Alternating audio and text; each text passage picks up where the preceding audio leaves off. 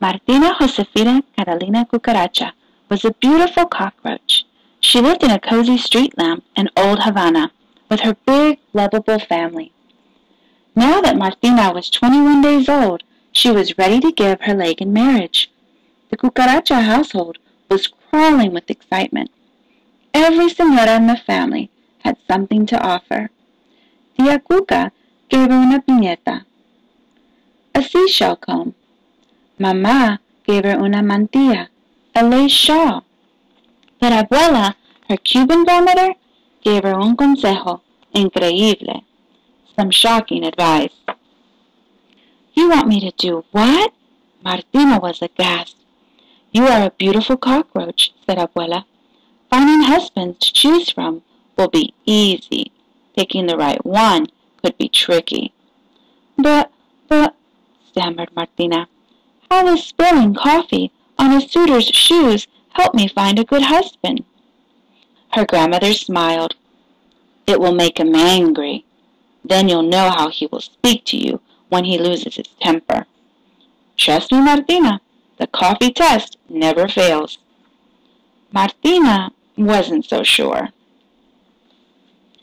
Meanwhile, Papa sent El Perico the parrot to spread the word. Soon all Havana, from the busy sidewalks of El Parado to El Morro Castle, was abuzz with the news. Martina, the beautiful cockroach, was ready to choose a husband. As was the custom, Martina would greet her suitors from the balcony, under her family's many watchful eyes. Daintily she sat down, and crossed her legs, and crossed her legs, and crossed her legs. She didn't have long to wait. Don Gallo, the rooster, strutted up first. Martina tried not to stare at his splendid shoes. Keeping one eye on his reflection, Don Gallo greeted her with a sweeping bow. Caramba, you really are a beautiful cockroach. I will look even more fabulous with you on my wing. With that he leaned forward and crooned, Martina Josefina Carolina Cucaracha, beautiful muchacha, won't you be my wife? Martina hesitated, only for an instant. Coffee, senor? Right on cue, Abuela appeared. With a quick glance at her grandmother, Martina nervously splattered coffee onto the rooster's spotless shoes. Oh my, she said with mock dismay. I'm all feelers today. Kee. The rooster was furious. Clumsy cockroach, I will teach you better manners when you are my wife. Martina was stunned. The coffee test had worked. A most humble offer, senor, she said coolly, but I cannot accept. You are much too cocky for me. Don Cerdo, the pig, hoofed up next. His smell curled the little hairs on Martina's legs. What an unimaginable scent, Martina whizzed. Is it some new pig cologne? Oh, no, señorita. It's the sweet aroma of my pigsty. Rotten eggs, turnip peels, stinky cheese. Don Cerdo licked his chops and sang, Martina Josefina Carolina Cucaracha, beautiful muchacha, won't you be my wife? Martina had already left in search of coffee. She wasted no time with the pig, squealed Don Cerdo, as he dabbed at the coffee on his shoes. What a tragedy for my poor loafers! He really is quite a ham, thought Martina. Calm yourself, senor. I'll clean them for you. I'll say you will, he snorted. When you are my wife, there will be no end to cleaning up after me. Martina rolled her eyes in disbelief. A most charming offer, senor, she said drearily, but I must decline. You are much too boorish for me. The coffee test had saved her from yet another unsuitable suitor.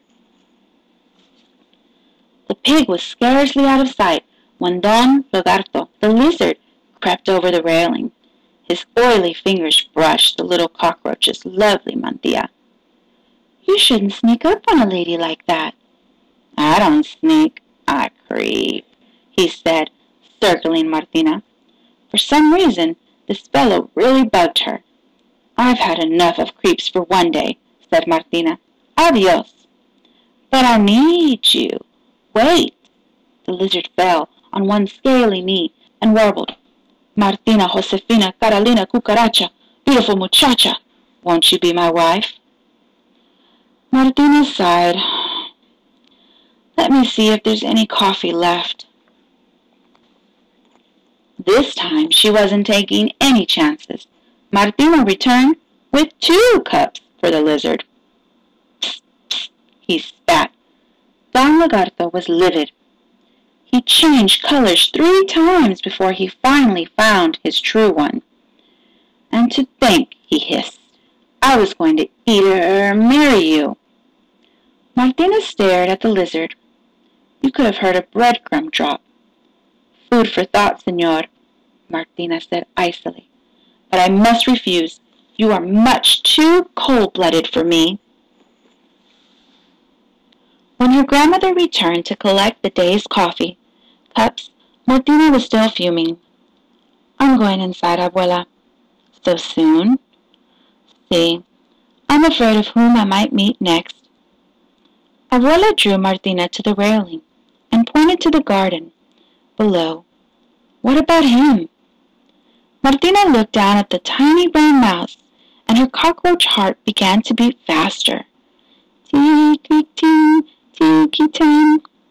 Oh, abuela, he's adorable. Where has he been? Right here, all along. What do I do? Go talk to him, and just be yourself.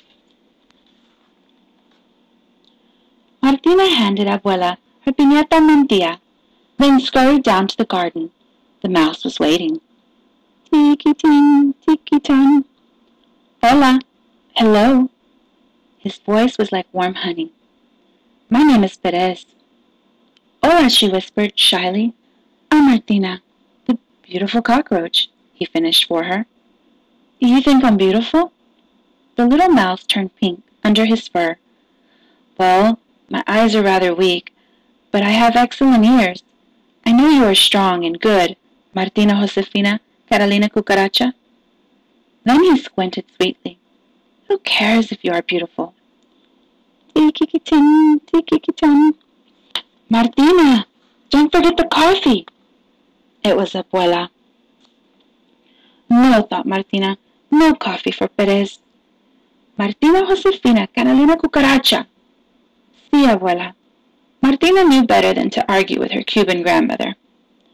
With a heavy heart, she reached for the cup. But Perez got there first. Quick as a mouse, he splashed café cubano onto Martina's shoes. Now the coffee was on the other foot. Martina was too delighted to be angry. At last, she'd found her perfect match. But she had to ask, how did you know about the coffee test? Perez grinned. Well, mi amor, my love, I too have a Cuban grandmother. The end.